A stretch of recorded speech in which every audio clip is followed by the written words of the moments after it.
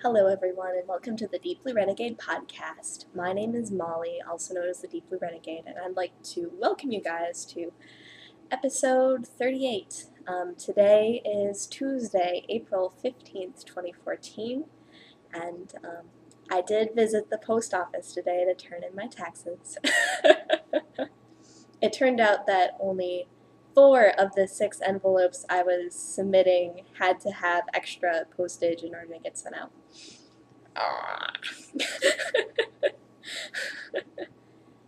And that was like printing front and back, so I don't even understand. So, New Mexico has my money, and Indiana has my money, so I'm confused. Oh well, whatever. Such is life. So, this is actually a knitting podcast. And spinning too, if we feel like it. And I am a little bit crazy pants today because I've just been running all around and my schedule's been all screwed up. So it's actually about 1:30 in the afternoon now, which might mean that the lighting is better or worse than usual. It's hard to tell. If you hear a strange sound in the background, I apologize. It'll be sort of hard to hear.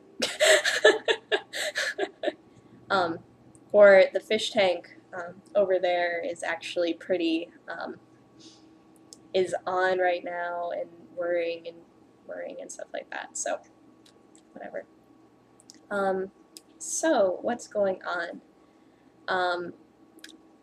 The Oldest Anything Cal is ongoing. It started April 1st. It will be continuing on until May 31st. And I've made very good progress on my project, but that'll be for spinning. And what has maybe impeded my progress for, what is it?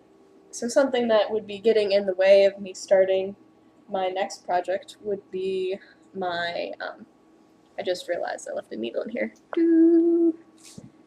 Okay. I have a pair of scissors and then I can finish letting it free. Alright. So I have my little needle because I'm sewing on buttons. Yes, exciting buttons. I'm going to have to be a little bit creative about tying the rest of that down, but I have 4 buttons on my Halalea. So this counts as the nearly finished object. The knitting is over. It is all finishing at this point. And at this point it's the case where I haven't blocked the whole thing totally yet. I ended up blocking it at some point. Oh, my shawl is distracting now. I ended up blocking it part of the way through because I wanted to make sure that it actually fit me. And that just might be the crazy making part of, oops, skipped a button. And that's just the crazy making part about knitting a sweater with negative ease, is that you're like, does it fit? Is it supposed to look like this? So, my conclusion is that it looks pretty fantastic. No. And we have 4 buttons sewn on so far. I have, or what is it? So, I have 16 buttonholes. I have 12 buttons. It turns out that Joann Fabrics only stocks 3 of these 4 button packages at a time, which means that my little pearly hints of blue and pink buttons, oh, the color is god-awful. Shiny. So they're shiny, sort of mother of pearl opaly buttons, and I think they really look nice on the sweater, and it's probably the first time I've made a sweater where I decided to go with the plastic ones. Like, I'm really attractive to metal buttons, but I knew metal buttons would be too heavy. So I'm really happy with how the buttons look, and I'm really happy with the fit of everything, and so I might show you guys again in excitement when I finish sewing on the buttons, but it won't be at least for another week before Joann's will restock the buttons. So it's something where I had to clean them completely out of buttons so that they would order more buttons so that I could finish filling in all 16 holes of my sweater instead of just, whatever, 12. Oh well. I also ended up going on a quest to find other available buttons in town, and I was defeated. It turns out that Joann's was the only place, and I haven't been to, for example, Indianapolis since I bet in Indianapolis and other towns, maybe Lebanon or something, would have a Joann Fabrics where I could buy buttons, but I wasn't going to drive 40 minutes to an hour just for something that costs $1.75. So, because of that, I'll have to give them a call at some point and figure out if they restocked or not, and we'll go from there. So, Hallelujah is by Melissa of Single Handed Knits, and the yarn is Mustache Helva in, I don't remember what the colorway was. It was supposed to be the blue-gray colorway, and really it is a robin's egg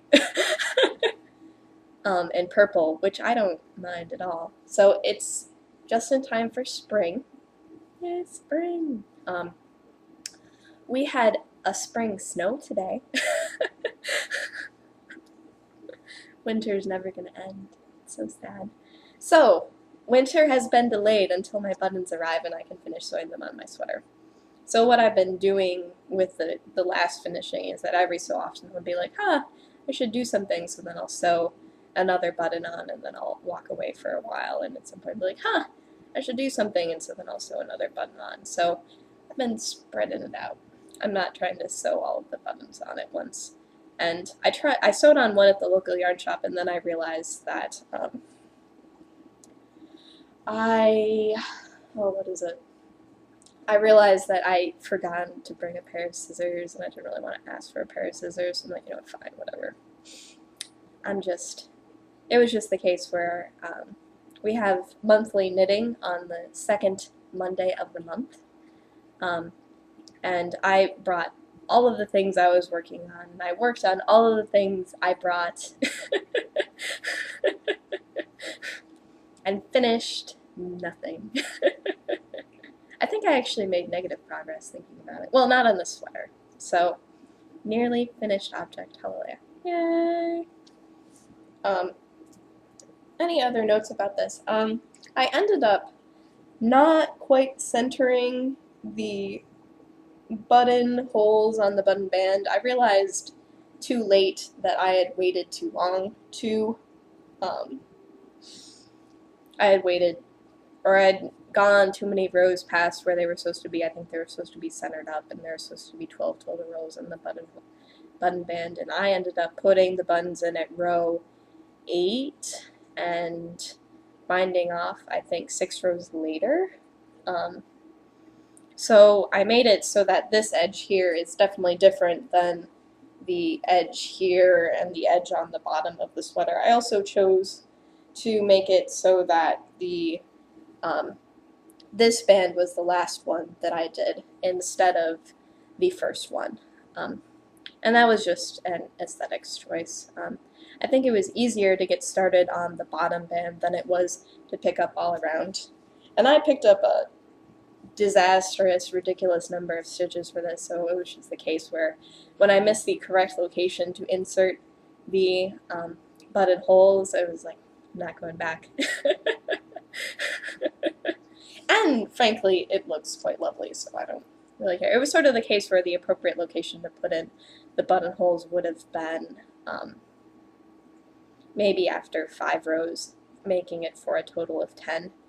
And I figure everything's balanced anyway, so I'm trying to line up the buttons as best I can. I'm not super duper anal retentive, and it's sort of the case where once you start sewing it in, it's a real pain to stop sewing it in, so we're just calling it good. So that's Hallelujah. I'll pull this off now. But, and it's probably going to be the case where I have to undo and redo the 15 buttons every time, but that won't be the end of the world. And I think that I've reached appropriate button density to hold the sweater in the right spot, and it's not like it looks bad open or anything. You can just, so that's sort of a view of how it's looking and fitting and all that other stuff. So I'm thinking a win overall. Yeah, I'm saying this is a win. I'm just full of silliness today. Perhaps I've had too much coffee. It's possible. I didn't even make coffee before I started recording. Isn't that crazy? And I have a lot of yarn left. So look how much yarn I have. So much. I'm not sure what I'm going to do with the leftovers. I haven't weighed it yet to see if it's like shawlette amount or something like that. It doesn't feel like I used a lot of it. I'm not sure. So there's still obviously some finishing things that I need to do because, what is it? Oh, I need to actually subtract the weight of the buttons I put on it already to figure out how much yarn I used and all that other stuff. I didn't think about that. So, whatever. But if it's like a shawlette amount, it might be fun to make a shawlette or something with the leftovers or just have it marinate in the stash. It's a light fingering and it's an 8-ply, so we'll see what happens. Okay, so I only have one knitting work in progress right now. Isn't that surprising? Well, I just finished Holiday. I haven't started anything new, so this is what we got. Okay. The needle got pulled out. Some needle, maybe, somewhat. So, let me fix this briefly on air. This has been the story of my life. With this particular set of double-pointed needles, I've been running into this interesting problem where it is, in fact, the double points are, so I have a set of double point needle protectors. They're sitting up in my yarn room right now. Yep, yarn room. And, oh, come on you. So they're sitting up in my yarn room right now, but most of my double point needles are actually 7-inchers, and these guys are 6s. And the thing about the type of needle holder case that I have is that they're pretty much the same. In order for it to work, it needs to be pretty much the same size as the double points.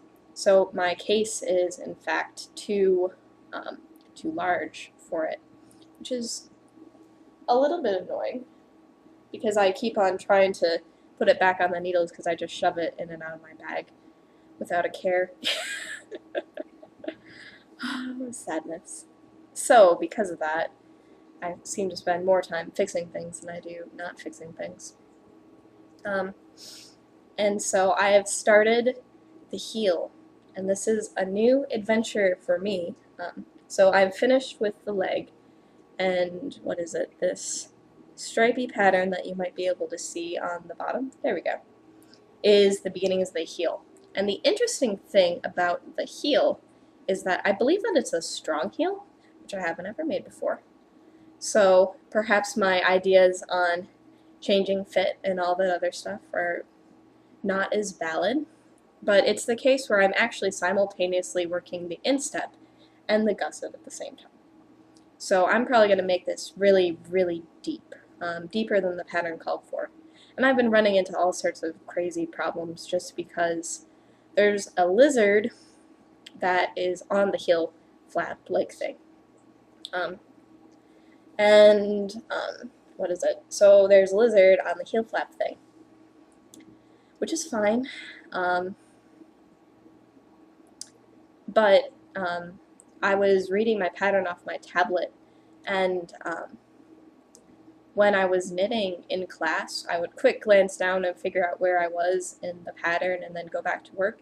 And I think I alternated between knitting the left half and the right half because the charts are like right on top of each other. So I was like, so I got to knitting and I'm like, there's something wrong with my heel flap, and like it was in the wrong place. So I had to rip back. So that was a case where I was sort of frustrating that I had worked that much instep and heal at the same time, and I had to go back basically to the beginning in order to start again. So, and it's entirely my fault. It's something where I should just carry the book around with me, and I need to like put a massive sticky note over the chart that I am not working. Oh my gosh. Because I'm just looking too quickly, and so this lack of care, I think, has resulted in sadness. I think that is the short answer. I'm trying to figure out what this float's doing exactly. So this is Moritz by Stephanie van der Linden. It is from the book Op Art Socks, which is a really cool book. I think I convinced at least 2 people yesterday at knitting to buy said book. And it's full of awesome patterns. Very few people have knit this particular pattern, but that's just because it's towards the end of the book and the knit along hasn't gone that far yet. So they're, I think, going to get around to this sometime next year, not even this year.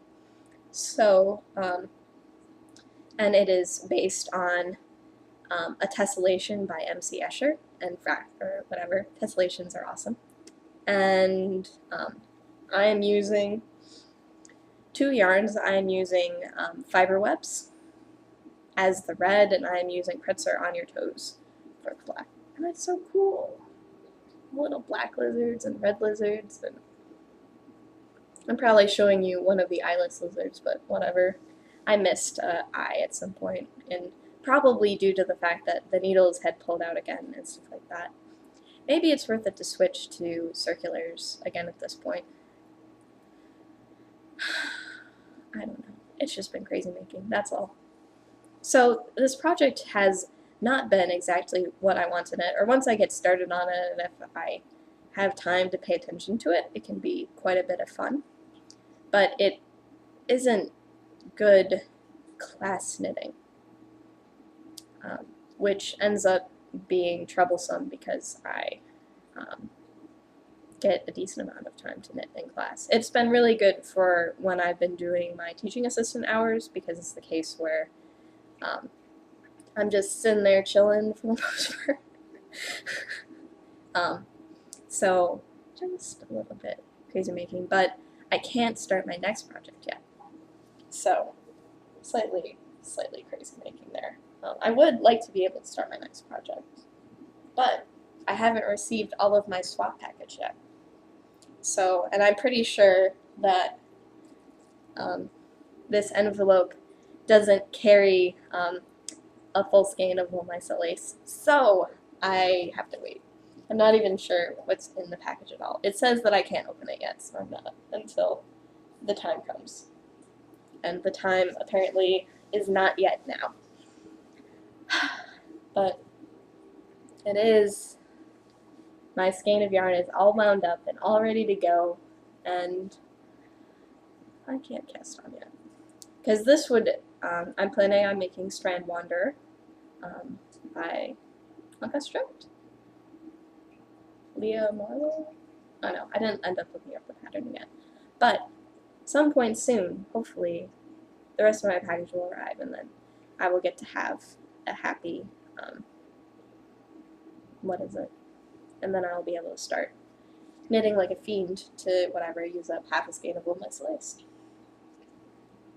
So that is the story there. Soon. I thought I was going to get it this week. Most of the other people in the swap, I think, have gotten their packages now, so it's just like, come on, I really want to start. So that is that. But moving on to spinning, I've made some really good progress this week. I was actually quite surprised at my progress.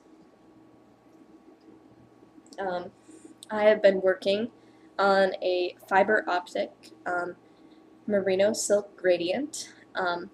This particular colorway is the indigo to emerald. It's coming out really dark. The light is not saving me today. Oh well. So it goes from an emerald green to a dark green to a teal to a royal blue to this indigo color. And I've actually finished the first set of signals. I've put it in a ball. I'm making a 2-ply light fingering to lace weight yarn.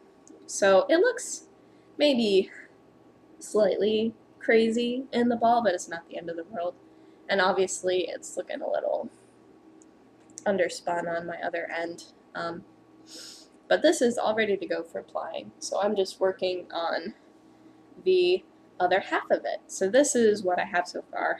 This is definitely in the emerald colorway, in the emerald section of the braid.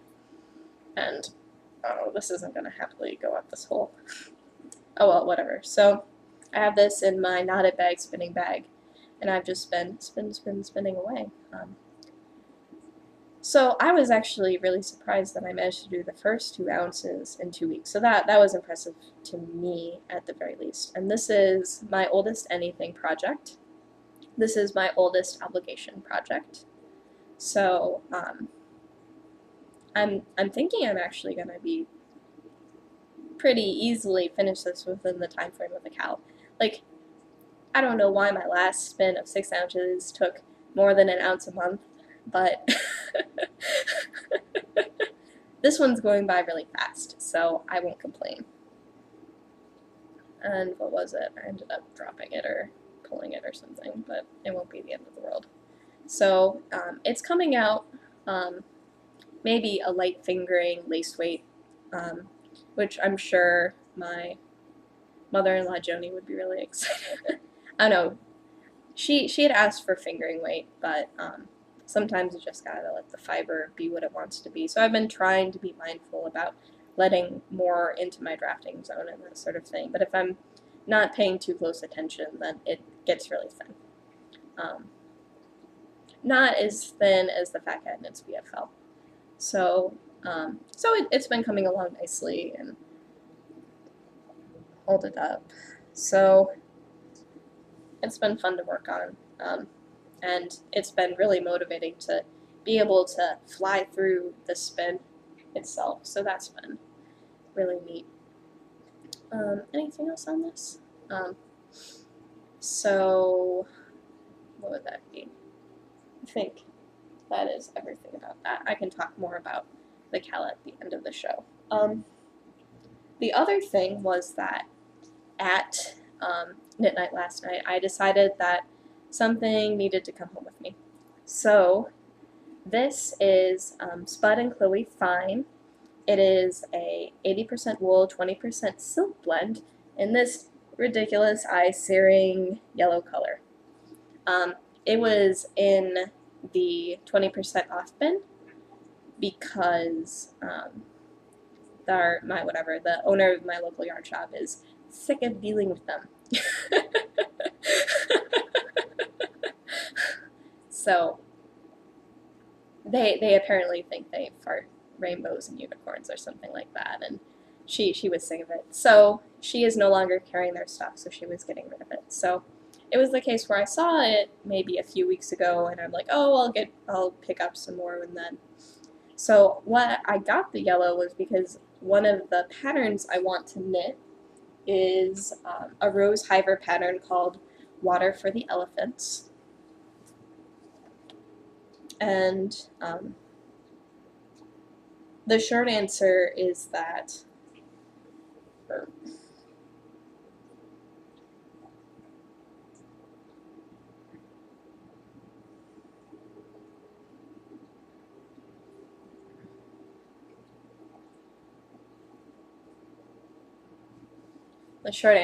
it looks quite stunning in yellow and red.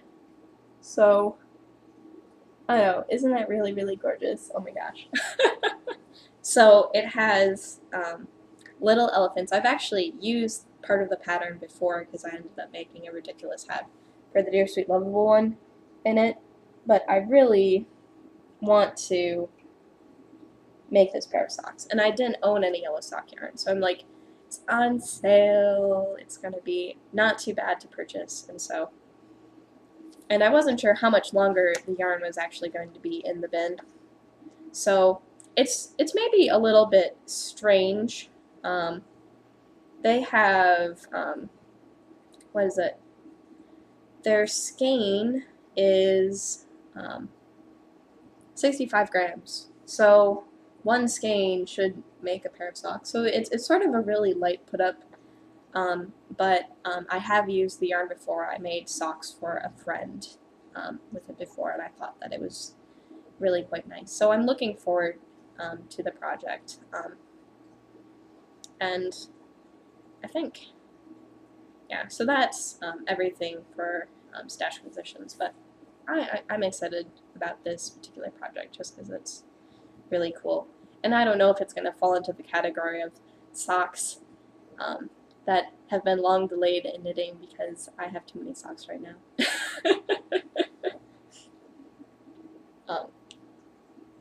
There was some horror when I mentioned that I needed to destroy some socks before I could knit more socks for myself, but it's just the case where I have so many pairs that they would never ever wear out if I added more to the herd. Like, for example, this is my 4th pair of socks, and they're holding up like champions. Champions, they're never gonna die. But the other thing is that since there is, whatever, I guess 30 pairs in the rotation, when you only get worn once a month, it's gonna take a lot of wearings in order to wear out. And this pair has been worn way more than that because this was one of my very earliest pairs, so it's seen a lot more wear than everything else, and it's still hanging tough. So I'm not sure how much longer it will take before I'm willing to make more socks for myself. But I do really, really, really enjoy knitting socks, so it's probably just the case where I need to get over myself and, I don't know, knit socks for other people or just knit more socks for me. I'm not sure. But for now, it's on pause. So the final thing that I wanted to talk about today was that last week I ended up getting the prize for the Oldest Anything Cal. So this arrived in the mail last week. This is from Everything Old, which is, so Emily was the proprietor of the shop. She is actually in the process of closing the shop, which is sad. But this is a skein of lace weight yarn. It is 178 yards and 100 grams, and the colorway is Absinthe. So it's this interesting combination of greens that go from the yellow side to more of the blue side.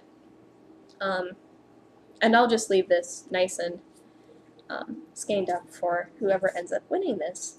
So, so far we just have one finished project in the FO thread, and the only rules for the FO thread is that you have to put in a picture of your completed object, a justification as to why it's the oldest, and 2 links to chat threads. And the way that you link to a chat thread, or 2 links to posts that you've made in the chat thread.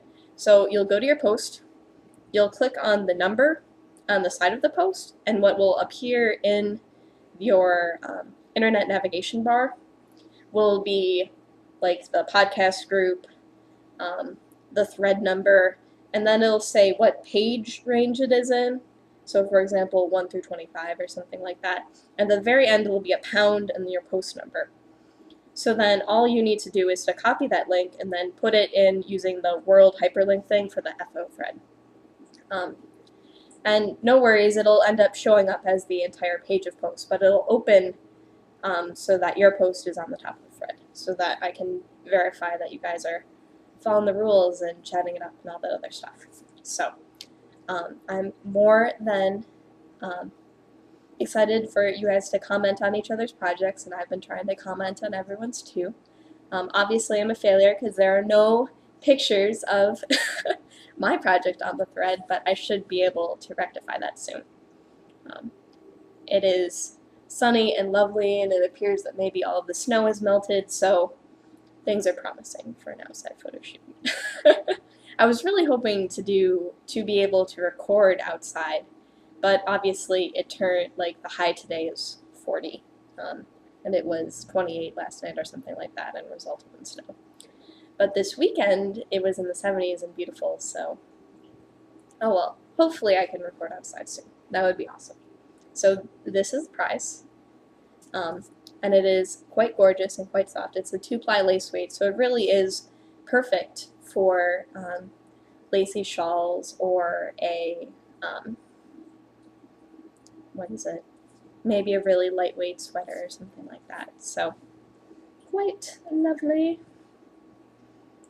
And I'm really sad that Emily ended up going out of business because there were some things that I hadn't gotten around to buying from her yet, which is a little bit sad, but what can you do?